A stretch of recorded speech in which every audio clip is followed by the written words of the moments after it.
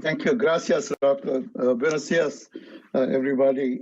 Mucho gusto. I'm really, really delighted and privileged to have this opportunity to share my perspectives with you, my perspectives that reflect the work that I think in some sense we are all engaged in. And, just before this session started and a couple of days ago, Rock and I were talking about how this is both a problem and an opportunity for all of us, and it is an ecosystem. This one is really going to take a village. We are all perched pretty precariously, at this, on a very thin line between crisis and opportunity. And I hope that we really collectively fault on the side of opportunity. Right? And I will say more about that. One of the things thank you for the very gracious introduction. And one of the things that I like to point out about my background, a couple of items. One is that my doctoral work, I'm a chemical engineer, I did management, but my doctoral work, and this is many years ago, is in future studies in education. And we had a statement, we believed that a futurist, that futuring was not about predicting the future, but making future possibilities, preferred future possibilities, more real for others.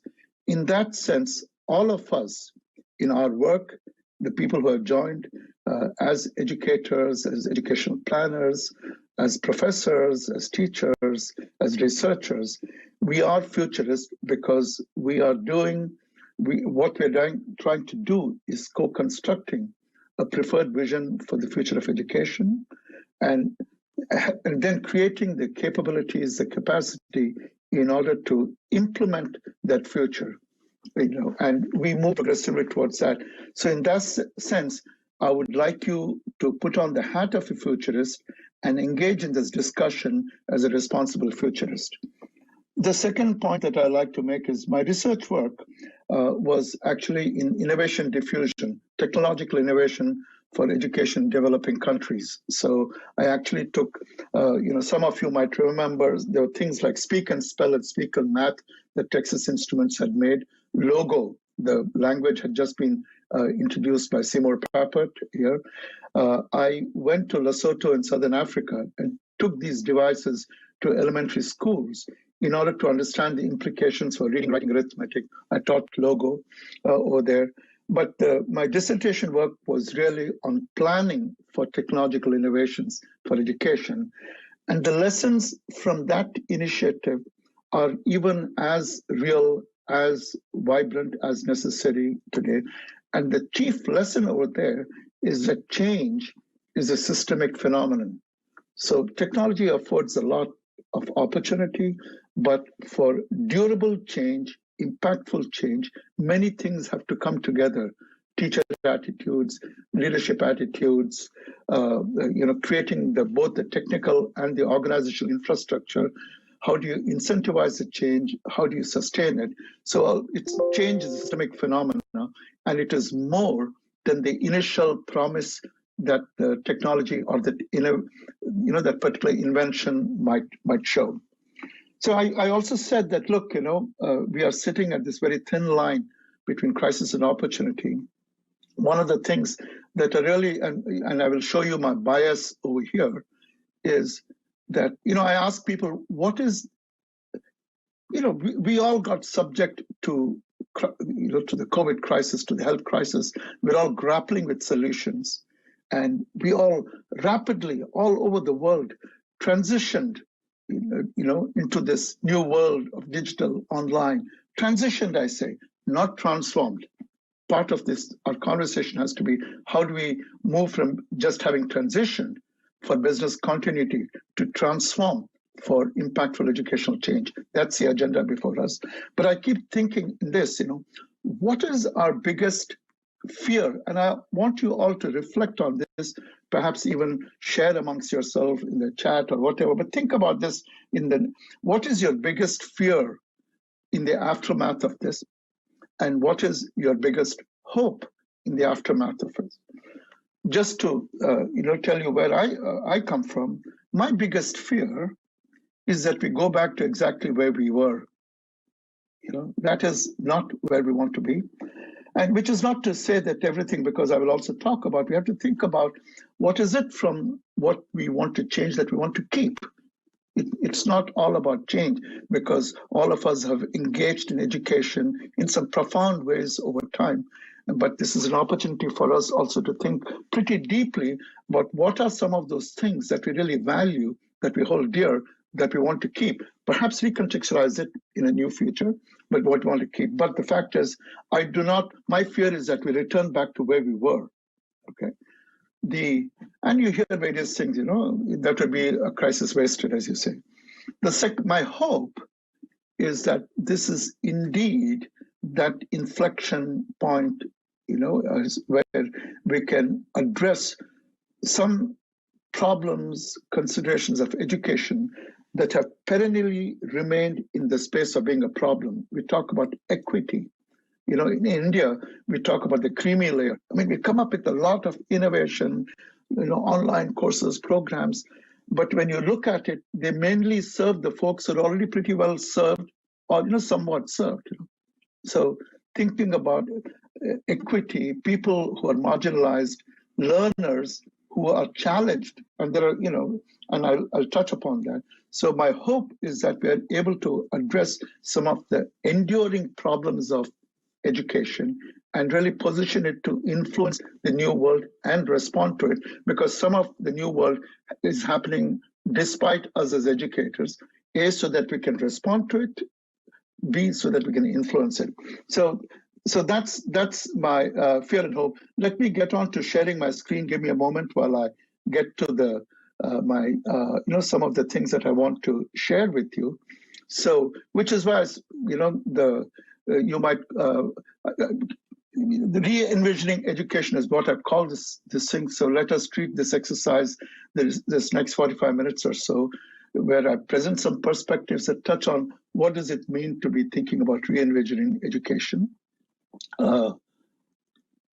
So one of the things that I talk about, why I said 2020 BC, that is, as you can all guess, it's an expression we're all using before COVID, And we've been going around the world from MIT. We've been talking about the fact that, look, the world is changing, and there are all these what I call demand side forces that are upon us. The emerging economies, people, countries which are in a gallop for development, needing new kinds of skills and resources in every sector. So, and then people are looking at earning profiles with education. So lots of development, rapid development agenda, leapfrogging agendas. And what we need to is come up with an educational model that allows us to respond to that worldwide demand for new kinds of workers. We've also been talking about, and these are all the talks that I gave in 2020 BC. We've also been talking about the agility needed for rapidly changing technology. And, one of the things that, we all see this, you've all seen this, the Uberization of the economy, gig workers. When you see, by the way, the screen, that person with the ear, that's Google's translation earbud, where automatically as you're talking, it is being translated. And when you look at all this, the whole workforce is changing because of the increasing centrality of digital in technology in the workforce. And there are other influences. The most telling example that I got from a colleague once is, when we used to study geography, we had atlases, we had maps of countries, etc. Right? It became 1 million images on Google Earth, which became an intelligence service on my watch, a GPS service. So if you look at it, in some sense, every hard product is being transformed to an intelligent soft service. What are the implications for that in terms of competencies, skills, what we teach, what we learn, how the engineering curriculum is affected? So there are all those dimensions. So this is the thing. So how do we produce the skills needed? But the example on the right, I want to point at, it's not that the education thing, it was not just about the workforce being appended because of increasing use of technology or displacement. There are many opportunities where people are actually looking at technology to do better, right? The example, this is from my colleague George Westerman's book. George heads the workforce learning program in our Jameel World Education Lab. He does a lot of work with the future of work. And in his book, yeah, there was a very interesting case about this Newport shipbuilding yard, where you have workers who are screwing in the plates, welding these plates on the ship's side. Now they weld it, they go there, they screw this on, they weld it. They don't know what's happening if the screw goes bad, if the hole becomes too big, what's behind there. Their view of the job is going and taking this and screwing it up. They have no understanding either of the larger context. Many of them didn't even know that they were building a ship, right? It was a plate, you went, you screwed it in. If you got it wrong, they did not know that it could probably do damage right across the stuff. So they started introducing virtual reality and augmented reality, where these workers would go with goggles so that when they're welding it, screwing it in, they could see what part it was connected to. And there were lots of implications for that. First of all, the failure rate of the product decreased, which means they were building much higher quality products because suddenly they could see the implications of doing it right. They could see the impact on other parts of that exercise of the construction side. They could see the context of the job in the whole. The other things was that the morale actually increased because it said, look, I'm not just screwing in a plate on the side of something I don't understand. I'm building a ship. I'm contributing to something larger. So this is the kind of sense. So some of these influences was not just responsive. But the thing that I point out is, again, so you think about the changing skills. But this last part I really want to harp on, because one of the things that we used to say in 2020, that we've been saying is, look, there's a whole new class of learners. And I'm not talking about what we typically say, which is the millennials and, who are tech savvy, etc. There's a whole bunch of non-traditional learners. We do a lot of work with refugee children, refugees, In fact, our MicroMasters program will start people who are displaced. And today, they might be displaced due to social political reasons. Some of it is quite prevalent even in Latin America. Tomorrow, it could be because of climate.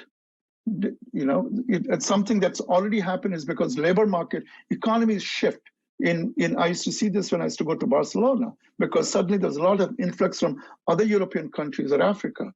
So because of opportunities, and you want to make sure that upskilling opportunities, educational opportunities, skill development opportunities are available to people who are displaced because of one circumstance or the other, right? But I also like to say that when you think about displaced, you're not just talking about these kinds of crisis influenced displacement. I could be geographically, locationally displaced because of those kinds of things, but I could be vocationally displaced. I'm in a job, I want to do a career change, but I don't have access to learning opportunities. I'm vocationally displaced. So I want skills upgrading so that I can. So we really have to, the way I like to talk about it is when we think about the new learners we have to serve, thinking of a design consideration is to, I like to think that every learner is a differently abled learner. Some have math disability, some might have visual impairment. Every learner is a potentially displaced learner. There could be geographically displaced, there could be locationally, vocationally displaced. So then every other thing becomes sort of a limiting case of that. But this is who we were going to. Now, look at my title. I said it was an opportune moment. That's what I was saying in BC before COVID. Then here comes this thing, and you say, my God, suddenly the fault lines are exposed, because these problems persisted. Remember BC? But they came into very sharp relief. The cracks in the system, I like to say, when some time ago I was chatting, this house that I'm in, where I live in, it's an old house, I can tell you that, and I think it was built in 1927 or something, and we got it remodeled, etc., in 2004. About 2 months ago, we had water. I went to the basement, and there was water in the basement. There were cracks there in the foundation. The cracks we couldn't patch. You can't patch over cracks. So in our educational system, we had cracks in terms of equity, quality, responsiveness. What COVID did was bring those cracks into sharp relief. And in some cases, as we are seeing, when people rush to online, people don't have access, infrastructure, preparation. You're reminded that kids go to school for food also. There are social emotional needs, So these cracks got exposed or in some cases exaggerated, and which is why I said it's no longer an opportune moment, it is a critical moment, and hence my statement about being in this line between crisis and opportunities. So we have to make sure that learning continues, even if schools change, right? That we really think about displaced learners very, very significantly. Continuity is not the only game. Inclusion, equity, all these are towards quality for all, quality at scale is what we talk about. Now, this seems daunting when you think about the fact that these are the demand side vectors. Oh my God, this is all too much. But not to sound like a television salesman, but I feel very, very hopeful because I think we have a lot, and we all work on this. Certainly, I know Rock talks about this a lot. We work on the supply side of this. We talk about the fact that we have, and the case that I want to present to you through the examples that we have, through what we're seeing, is that in the supply side, we have these forces, certainly digital learning innovation. And I want us all to think generously and inclusively about this term. When we talk about digital learning, when we talk about technology, we're not just talking about your standard online learning. There is a composite of things that we talk about, and one of the things that I will show you is every aspect of the learning cycle, from lectures to credentials to labs to assessments, are prone to innovation because of these influences, because of technology. I want to think about technology generously. Technology is certainly, the online things that are expressed in MOOCs. It is also about AI, virtual reality. We are bringing these things into create simulations. So thinking holistically about this term, looking at digital learning as the application outcome of a variety of cooperating technologies and situations that transform the learning experience. A second force, which is a foundational force, is what we are learning about learning. Some of this is 100 years old, some of it is more recent because of brain science, cognitive science, and its implications of what we know about learning. And in fact, what we say is that digital technologies allow us to implement what we know about learning in a much more facile, scalable way.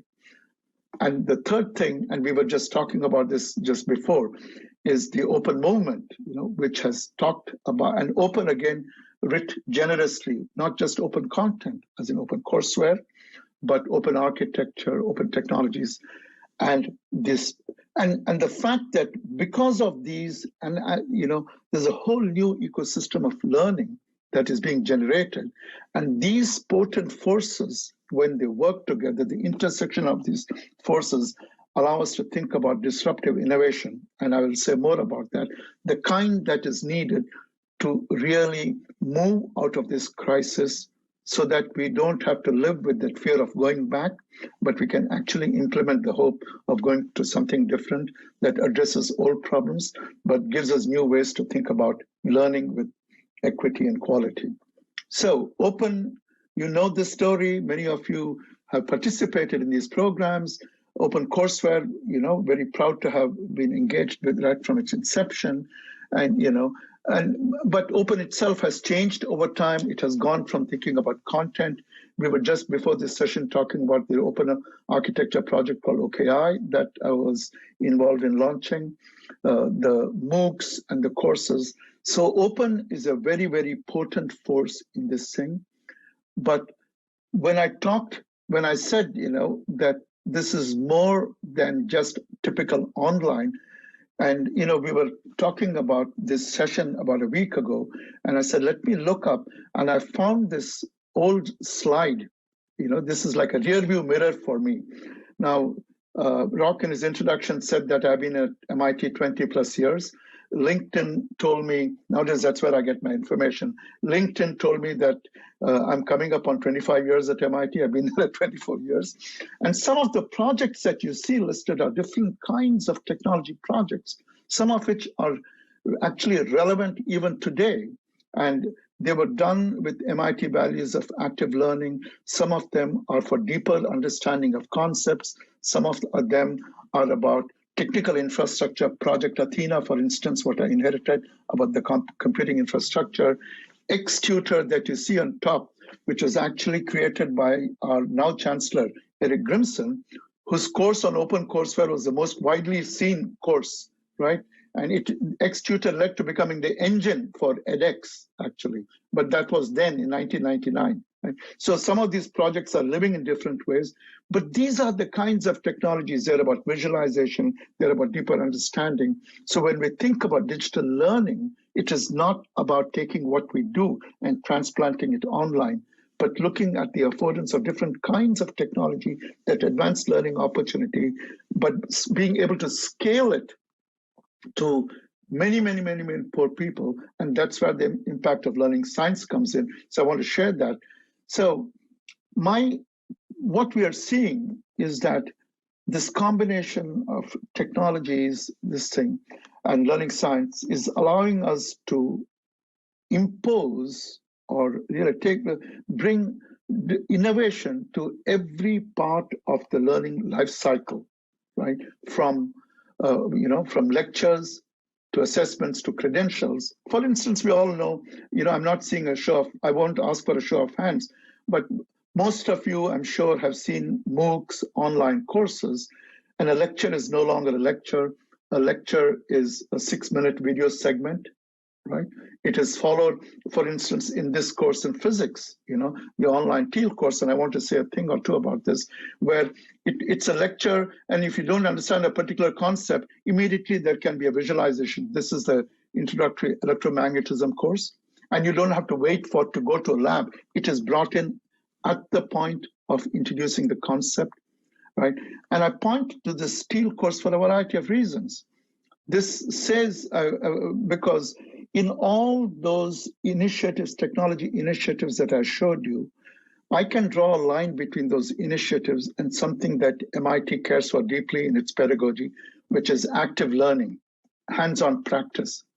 Teal was an attempt to say, how do you take an introductory course where there are 800 people or 600 people or 200 people at a time, where one lecturer is standing and delivering a lecture to 200 people, and how do you bring active learning practice over there? So we changed the whole room.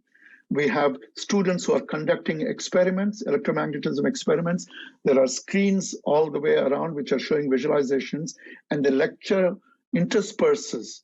So the idea over there was, how do you bring the efficacy of small group learning, hands-on learning, without sacrificing the efficiency that is needed because you have to address large numbers of students. We brought that in through visualizations, and now we are putting all this online to have the Teal experience. And the point is, it has changed what a lecture is. Teal itself had changed what a lecture is on site. Now we are taking that change and scaling it to the levels of thousands and millions, where we say there's a 6-minute video segment. There's a concept about fields in electromagnetism, immediately you can show a visualization, you can have people talk to each other, you can give feedback on people's understanding, only you can do it at scale. You can, and some of you might have seen this is from Anand's course in circuits.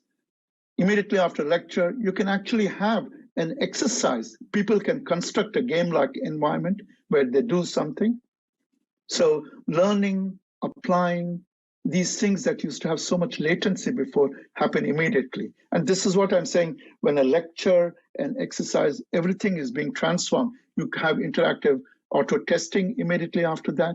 So learning, applying, testing, these elements of the learning cycle, which used to have so much latency, are now happening as a closed feedback loop, having much more potency, having much more learning impact on learning outcomes, and then being done at scale. And this is being done across courses at MIT. A Japanese course that my colleague Shigeru Miyogawa, who is actually the chair of the Open Courseware Advisory, did with bringing images with facility so that people can learn Japanese language and culture. But it used to be done on site with technology. Now it is being done online. But those aspects of technology, bringing images in, annotating, people having discourse, this is the transformative part of digital learning.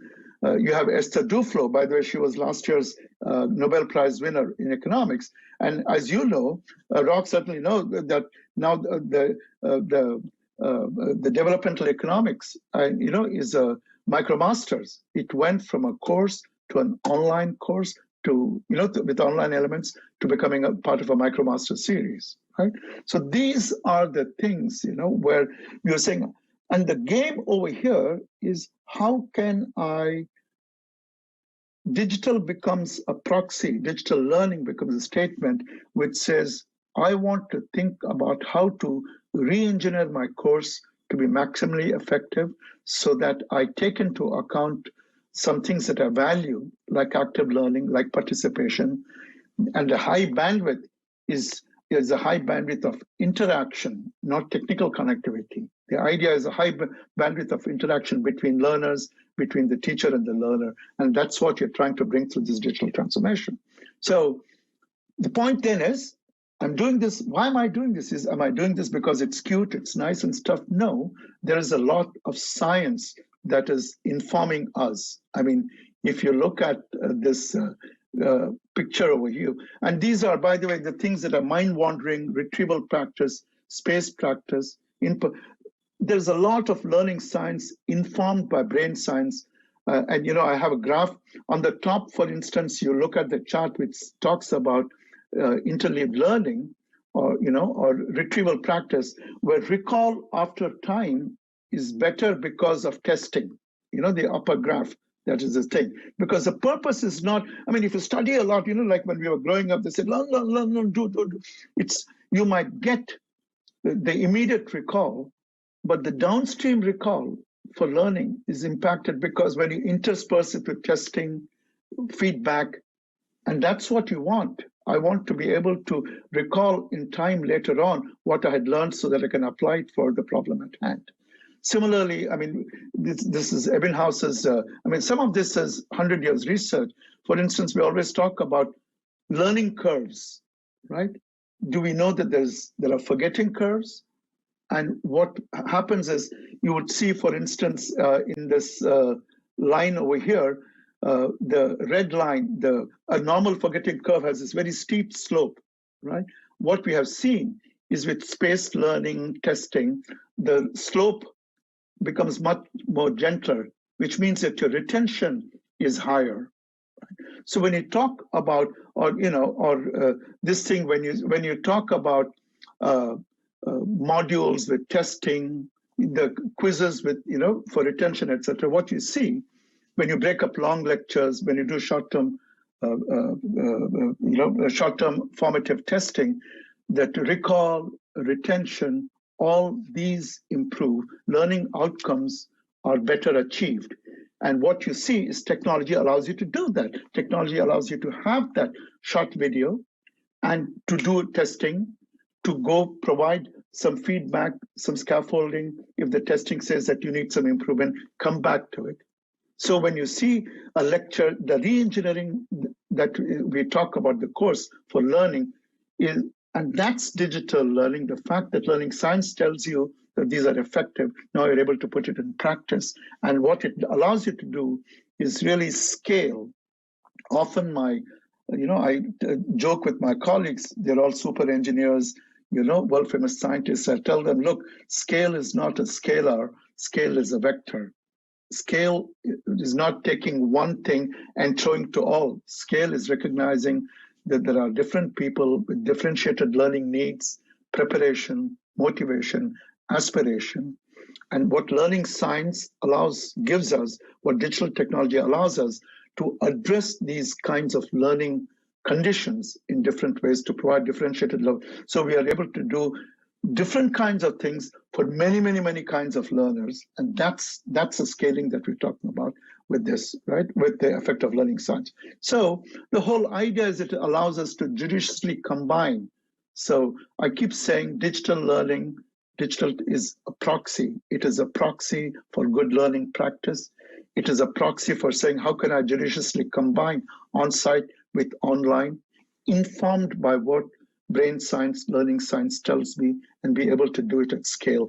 And that's the digital learning transformation that we are talking about, which is not just transitioning, taking what you might be doing and just planting it online, because you could do serious, you could even do damage. And later on, maybe in Q&A, I can tell you a joke from my past life about doing that kind of a damage at scale.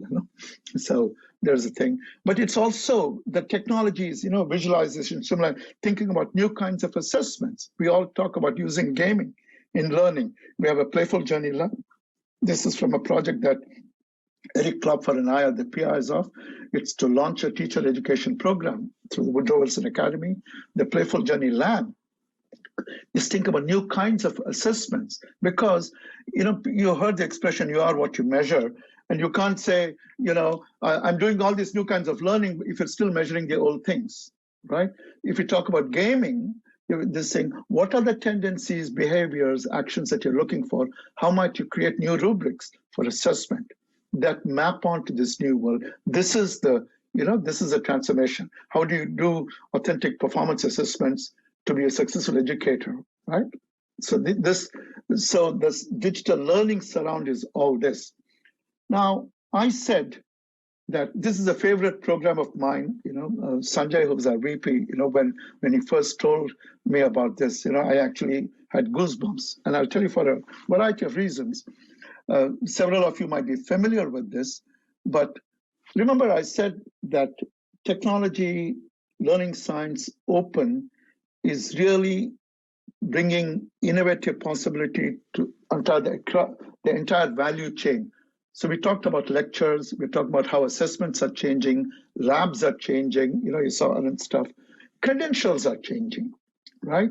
So the MicroMasters program, as many of you might know, is a set of 5 courses, fully online courses that anyone in the world can take for free. If you take some exams, some credentials, there is a revenue model associated with it. There is options so that if you do well, and if you are so inclined, and if a program is offered, you can come and do a semester at MIT or in one of the many, many and growing participating institutions to get a terminal degree in that program from that institute, MIT or that institute. Now, here's the thing. I chose my words carefully. The courses are fully online. You get online credentials. And as you're seeing from what I've written over here, more and more people say, oh, that credential is great for my, for employment, etc. There are some who might want to pursue a terminal degree, want to get a master's in supply chain management, master's in developmental economics, and that trajectory is there. There are some other conditions about becoming admitted. But why this kind of innovation gives me a rush is because it combines the aspirations of being open. It is not, this MicroMasters is not saying, in order to get a good education in supply chain management or DEDP or principles of manufacturing, you have to be admitted to any of these institutions. Anybody can take the course. You can take the modules, right? All it tells is if you want a particular kind of credential, like a terminal degree, then you have to be admitted according to the rules of that thing. So it separates out and so when we talk about the ecosystem, a large part of the ecosystem is this disaggregation that digital learning transformation is providing. So it's saying you don't have to be admitted to get an education to do learning. You can get learning. And by the way, you have online credentials, which itself is a shift in the credentials. So there are innovative credential possibilities created through programs like this, which also say you can get learning, get educational opportunity. The marketplace will recognize it, more and more institutions. And it could be on the pathway to several terminal degrees at other institutions. American Institute of Cairo. The economics MicroMasters is part of their degree program, and this is all over the world. This is happening. So this is what I meant when I said that the whole value chain of learning is being innovatively touched upon, disrupted. What does it mean? It means through these kinds of things. You have the MOOCs, online courses, you have boot camps, MicroMasters. There are different combinatorials you can think about, different kinds of pathways.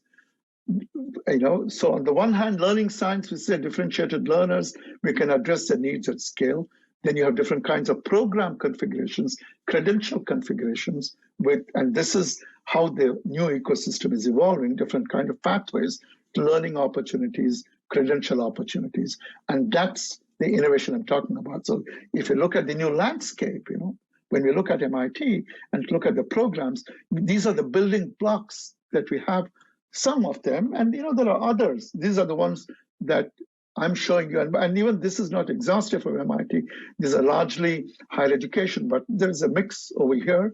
We are looking at virtual reality to say, hey, teacher preparation, can we lead teachers through virtual reality experiences where they are exposed to everything from social trauma to math phobia, before they go for their in-service training, so that they get to practice what it might be. So looking at that for teacher training. So virtual reality and all kinds of things.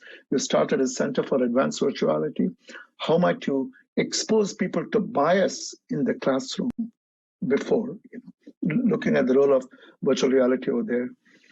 You see the things that I've listed over here, App Inventor. Many of this came out of the Media Lab, built off after Logo, where kids all over, millions of kids all over the world are building applications, right? Actually building on mobile devices. You've got the MicroMasters program. This CAT is MIT's signature from the Media Lab, Mitch Resnick Scratch program, which millions of people around the world, largely children, but adults are using not only to learn programming, but to create other kinds of problem-solving aspects. Past summer, we did virtual internships for students as one of our responses to COVID, because there are lots of school students, college students first year, who want to do internships, and suddenly, so we brought in a whole bunch of institutions there. How can we do virtual these things? One of our members, IML, members of JWL, has an AI-powered engine so that you can match concepts to skills, to courses. In fact, we're looking at the whole open courseware corpus and saying, can we look at these courses and how they tie into different skills? So this, and then of course, this digital diploma using blockchain technology so that you can have distributed credentials so that students don't have to keep coming back to the registrar's office over here. They are carrying their own credentials, distributed secure credentials where they're going. So you look at this world as it's unfolding. This is the landscape, innovative possibilities, distributed, disaggregated, different kinds of pathways for learning opportunities for different things. And this is the vision and being realized, and these are the building blocks of this, of the opportunity post-crisis that we're talking about. What do we see? There are some common elements, much more modularity, the customization is blurred. We also see this blurred boundaries, and the virtual internships actually brought that into.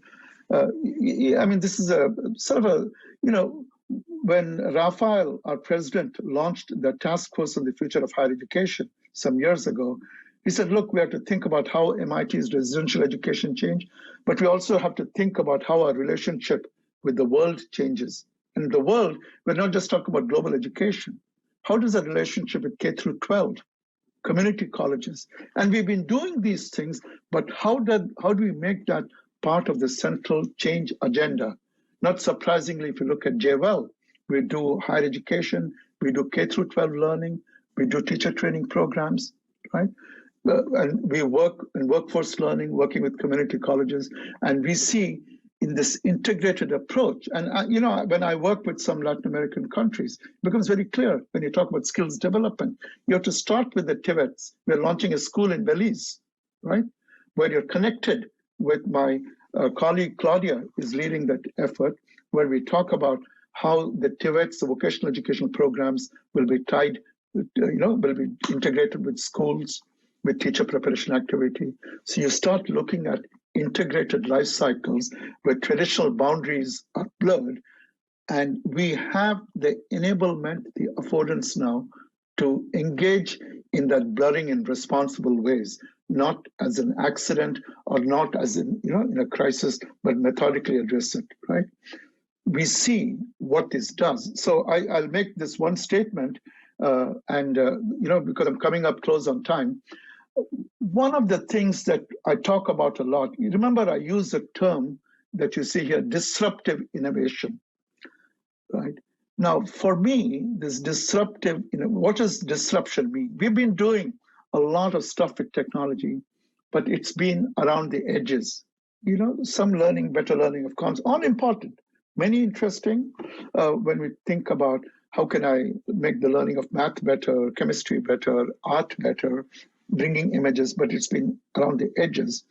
For me, disruption is when you think about changing the relationship between what are embedded elements, structural elements of the learning system. So the most profound example, earliest example for us was when the open movement started, following OpenCourseWare. It was not, OpenCourseWare was great, but what was really wonderful was that after MIT, there were 250 institutions in the OpenCourseWare consortium who were making their content and courses openly available, right? That was the movement. But Sir John Daniels, who was chancellor of the Open University in UK, he had a very, he's one of the leaders of the open movement. He said something that stuck with many of us. He said, look, we always thought that access, cost, quality were immutable, meaning it was an iron triangle is what he used to call it, meaning if you increased access dramatically, quality would go down, and that's why the exclusivity. If you increased quality, cost will become unmanageably high. And what Open did was say that no, it is not an immutable triangle. You can indeed have great access without diluting quality by sharing quality resources. You can indeed have great quality because of their sharing open these kinds of elements without proportionate cost, unmanageable costs. In fact, I will tell you, I was involved in advising a project in this country with 11, 12 community colleges. It was a Next Generation Learning Challenge Gates project, where we demonstrated an 84% decrease in cost by using open resources for math education in community colleges, right? But the more important point is that was with open, with learning science, with open, the kinds of digital enables, these kinds of programs, the MicroMasters, the MITXs, the digital credentials. What we're doing is breaking these structural relationships, between where learning happens, who learns, who gives credentials.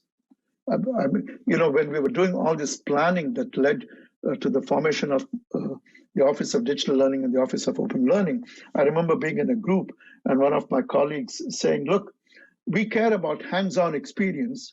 That's great, but that doesn't mean we have to be the ones who are providing the hands-on experience. Our students can go to that institute or that industry to get that experience. What we have to do is come up with a coherent architecture that connects these. So you don't have to be doing everything. That's, in some sense, breaking a structural relationship, not abandoning what you care for, but seeing who are the providers in this ecosystem, the disaggregation, who are the learners. So this is the disruptive change that we are working towards. And back to and by the way, this is the, when coming out of all this, when people ask me, in this network of learning, what does a network learner look like? What are the new kinds of skills? And many of us educators, we talk about it. It's not about, knowing your chemistry well or your math well alone. You have these, what we call human skills, We talk about risk-taking, we talk about locating resources. We don't talk about programming. We talk about computational thinking. We talk about empathy. right? These are the tendencies, metacognitive skills, enduring competencies that you want in our learners so that they can participate in that disruptive world. And we have to make sure that. And similarly, when somebody asks me, who's the new teacher? And this modern day pilot is actually something that my colleague, who's now at UT Austin, runs a big lab, Karen Wilcox. She was a professor of aeronautical engineering. She and I led a program called Fly by Wire. But the notion is that if you look at a modern day pilot, when they're flying up, they have all kinds of data coming at them, from the runway, weather conditions, information, God forbid, about the passengers, right? All this data is coming at them, and they have some tools on their thing. And their job is to navigate the plane successfully through diverse weather conditions to land the plane successfully. The diverse weather conditions are your students, your learning with differentiated opportunities, preparation, etc. You have technology tools. The teacher is a new pilot. They have to read the data that is coming from analytics about the state, about the labor market. And we have to construct the learning experience to land this individual student successfully. So that is a metaphor that I draw upon. And, again, this is one of the studies. It was written up in Sloan Revenue. It got an award from Harvard Business Review as one of the best articles. George Westerman, again. And, we did a survey of lots of chief learning officers in corporations. There are people like us except in corporations. And one of the most profound things they said that, look, we don't want to be a trainer anymore. We want to be a transformer. These are the kinds of competencies, somewhat like the new learner. It's about mindsets that we want to promote. The methods that we're using are modular, digitized, more granular, right? And agility, being leaner, these are, and for continuous learning, these are the tendencies that describe the new learning that we're talking about. And this is what we believe. So this combination, summarizing, the supply side, this is what we have, and this is what we hope to get to in terms of quality at scale.